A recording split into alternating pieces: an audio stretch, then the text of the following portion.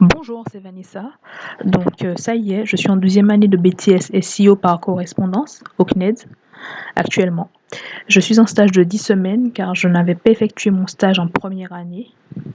Avec le CNED, oui, on peut faire ça. En présentiel, je ne pense pas qu'on puisse faire son stage d'un coup, comme ça, les 10 semaines d'un coup.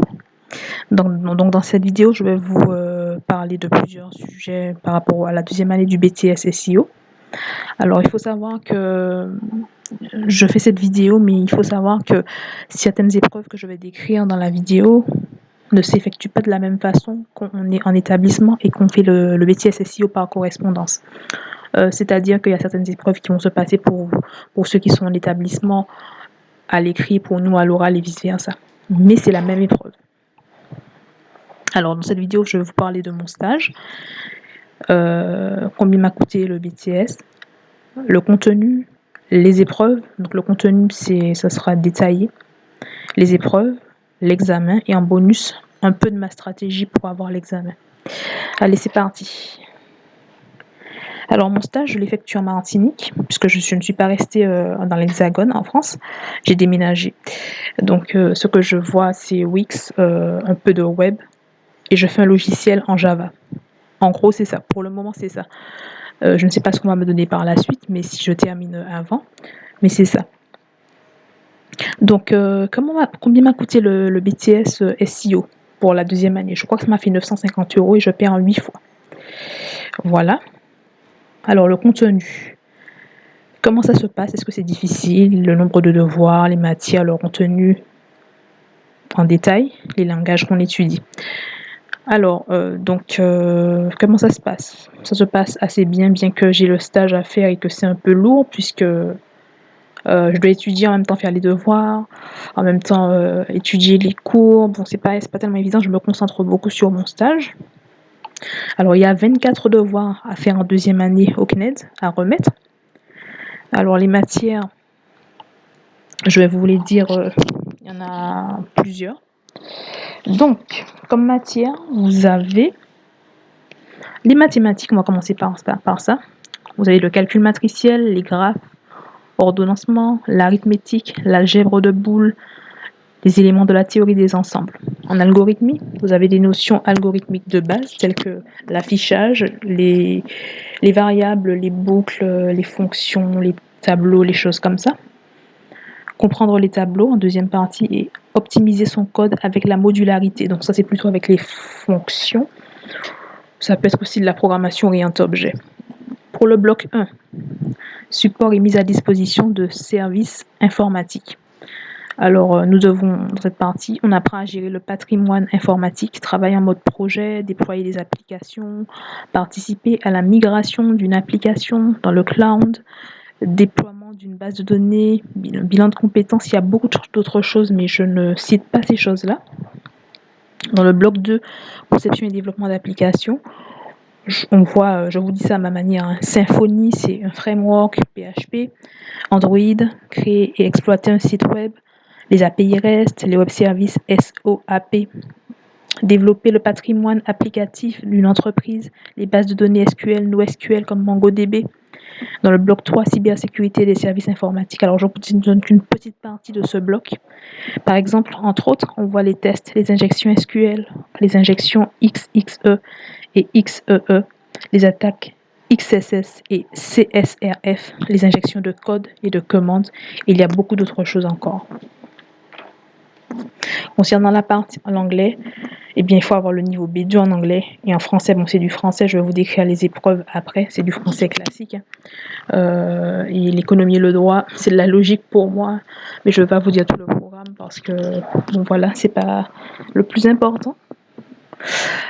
Les langages qu'on étudie, alors, pour la vidéo que j'avais fait sur BTS SEO vs BTS SN, je vous avais dit qu'en deuxième année, on étudiait toujours le web HTML5, CSS, donc ça c'était en première année, JavaScript, PHP, MySQL, Java, C#, Python, C++, Android.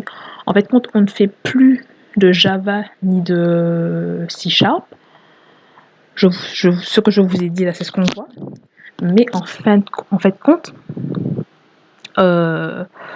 c'est plutôt ce que je vous ai décrit. Donc tout ce qui est HTML, CSS, voilà, pour la partie web, c'est du Symfony, des API REST, etc. SOAP, c'est Web Service SOAP, et de l'Android. En gros, c'est ça. Et Android, je crois que c'est, pas je crois, c'est du Java. Java pour Android, c'est pas du Kotlin, hein, il me semble. Mais je n'ai pas encore appris, c'est pas vraiment vu cette partie, mais d'après ce que j'ai vu, c'est plutôt du Java. Donc maintenant, je vais vous parler des épreuves. Je vais vous décrire ces épreuves. Il faut savoir qu'ils ont rajouté une épreuve supplémentaire pour le BTS, et ça c'est pour tous les BTS. Maintenant, il faut passer une certification reconnue en anglais, comme le TOEIC, le TOEFL, le BULAT. Il faut passer ça, c'est obligatoire pour avoir le BTS. Par contre, j'ai appelé le CNED ce matin. Pour moi, c'était le matin. J'ai appelé le CNED et ils m'ont dit qu'il faut le passer, mais on n'est pas obligé de l'avoir forcément, mais il faut le passer. Donc je vais vérifier, je vais appeler l'académie, mais c'est ce qu'ils m'ont dit. Ils n'ont pas plus d'informations. Donc voilà. Pour le moment, ils n'ont pas plus d'informations. Donc je vous décris les épreuves. En français. Attendez, est-ce que j'ai mis? Oui. En français, donc il y a 2 thèmes à étudier en français. Alors le premier, c'est de la musique avant toute chose, point d'interrogation. Et le deuxième module, c'est dans ma maison. Alors coefficient 2, c'est 4 heures. C'est à l'écrit. Donc il faut faire une synthèse objective confrontant plusieurs documents et une écriture personnelle, répondre à une question de façon argumentée relative aux documents proposés. Pour l'anglais, c'est coefficient 2. Il faut avoir le niveau B2. Pour la première partie, il faut rédiger en français un compte-rendu de documents qu'on vous a donnés, qui sont en anglais, et la rédaction en anglais d'un écrit professionnel en relation avec la profession. Ça dure 2 heures. La partie 2, 20 minutes plus 20 minutes de préparation. On doit parler 5 minutes sur 2 documents fournis plus 15 minutes de questions. Voilà. Alors maintenant, pour la partie mathématiques. Alors, c'est pas grand-chose. Enfin, quand je dis pas grand-chose, il n'y a pas grand-chose à dire. Ce sont des exercices comme pour les devoirs sur le programme vu en BTS. Alors, c'est coefficient 2. Et c'est, en fait, quand c'est associé à l'algorithmique qui est coefficient 1, en tout, ça fait coefficient 3. Et l'algorithmique, c'est on aura un algorithme à faire en Python, en C ou en C++. L'économie et le droit, c'est coefficient 4 sous forme écrite. Coefficient 3, pardon. Je répète, c'est coefficient 3, l'économie et le droit. Et ça dure 4 heures. Je ne vais pas vous décrire cette épreuve parce que je suis pas trop, voilà, je suis pas trop en capacité de le faire parce que j'ai pas encore étudié ce programme. Alors l'épreuve E4, support et mise à disposition des services informatiques, coefficient 4, oral 40 minutes. Alors je répète que pour les gens, ceux qui font les cours par correspondance, ce n'est pas la même chose parfois que les épreuves, la modalité des épreuves peut changer, c'est-à-dire la forme, c'est toujours les mêmes épreuves, mais peut-être que pour vous ça sera à l'oral, pour moi ça sera à l'écrit, etc. Et certaines épreuves ce sera pareil. Alors je vous dis comment moi je vois ça, hein, comment j'ai compris ça. Pour l'épreuve E4, support et mise à disposition des services informatiques, il faudra présenter notre parcours de professionnalisation aux professionnels, ce qu'on a fait, voilà, dans le domaine, etc. Vous ne pouvez pas parler de votre vie, mais vous avez compris, ça doit être professionnel. Il y a un tableau de synthèse à présenter.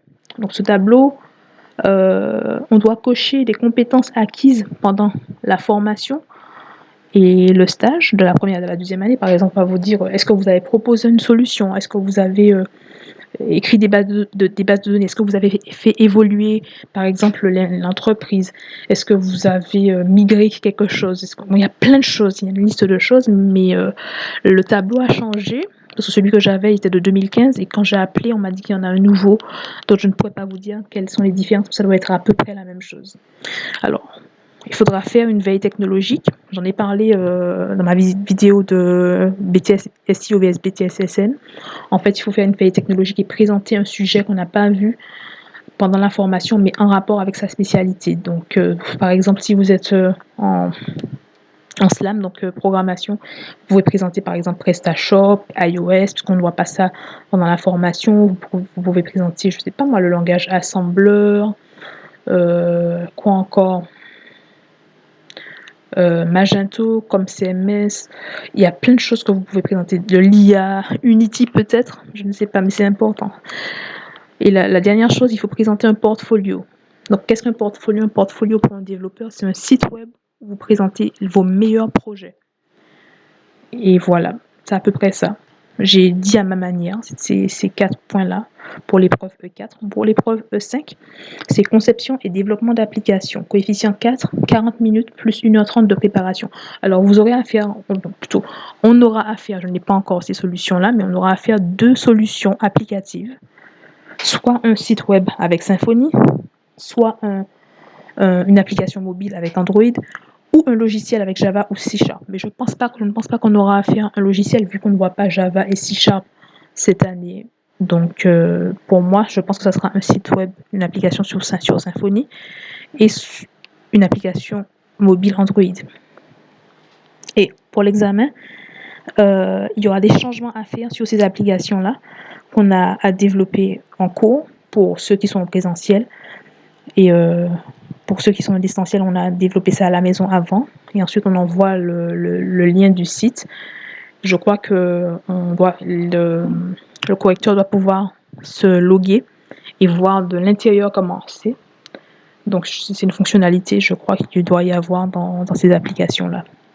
Épreuve E6, cybersécurité des services informatiques, coefficient 4, forme écrite, 4 heures. Alors, je vais vous dire que cette épreuve, c'est de la cybersécurité. Je ne suis pas trop au courant exactement de ce qu'on fera pendant cette épreuve. Mais je sais qu'il y aura une partie, cybersécurité une partie, il y aura des questions sur les bases de données des requêtes SQL. Donc, il faut bien connaître ces requêtes SQL.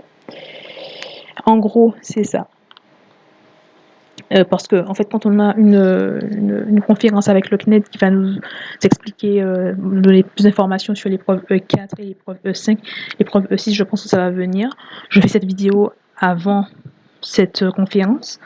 Donc voilà. Concernant l'examen, comment on s'inscrit? Donc, le CNED m'a envoyé un lien pour m'inscrire à l'examen. Je l'ai fait. Et il faut contacter l'académie de laquelle on dépend. Et voilà. Alors en bonus, ma stratégie pour avoir l'examen, donc je ne vous dirai pas tout, puisque il y a des choses que, voilà. J'irai à l'essentiel. Si c'est moi, comment je vais procéder, j'irai à l'essentiel. Je sais ce qu'on demande comme épreuve, par exemple pour le français, les maths et tout. Donc je vais travailler cette chose-là. C'est-à-dire, si on me demande pour le français, par exemple,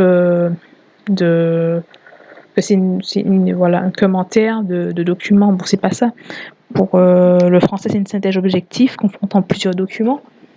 Je n'irai pas m'entraîner, par exemple, pour l'oral. Ça n'a aucun sens. Donc, il faut aller à l'essentiel.